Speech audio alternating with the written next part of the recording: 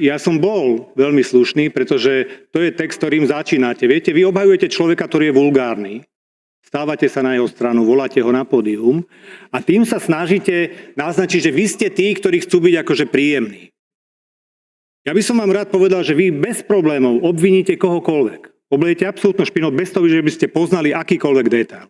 Žiadny nemecký úrad nepovedal, že sa dial na Slovensku.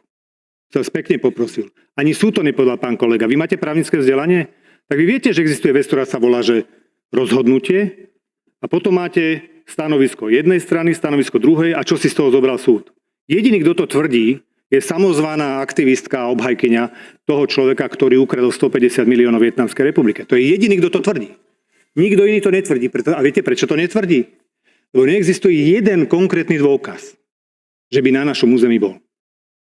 A ja som povedal, veď sa to vyšetrovalo 3 roky. Ste tu mali Eldorado vyšetrovania. 3 roky to vyšetrovali. A prečo to nevyšetrili? Prečo to nevyšetrili?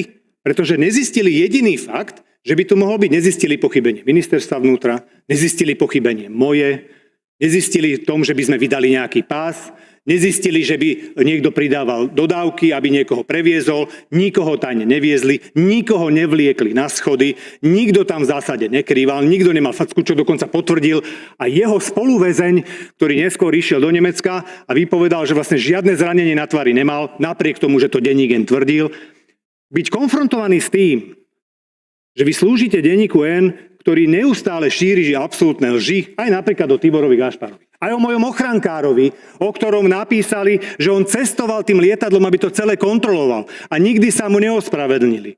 Čiže ešte raz ja hovorím to isté. A to je vtipné, keď sa pýtate na tú otázku, keď hovoríte, od slova do slova je tá istá. Vy neviete ani napísať každá samostatnú otázku, to je dosť vtipné, musíte si kopírovať medzi sebou. To je veľmi zvláštne. Čiže ešte raz na tú vašu otázku odpovedám. Celé toto v súvislosti so Slovenskou republikou je jeden veľký výmysel. Ja som povedal, že verím, že nebola zneužitá naša pohostinnosť a nechal som, aby orgány všetko šetrili. Nemecké orgány mali od nás všetky informácie, všetky kamery, všetky záznamy, všetky z diaľničných fotiek, všetky možné veci mali od nás.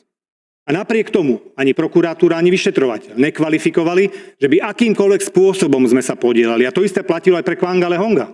Pretože žiadny telefonát, žiadny kontakt medzi tými, ktorí v Nemecku urobili únos a slovenskou časťou neexistoval.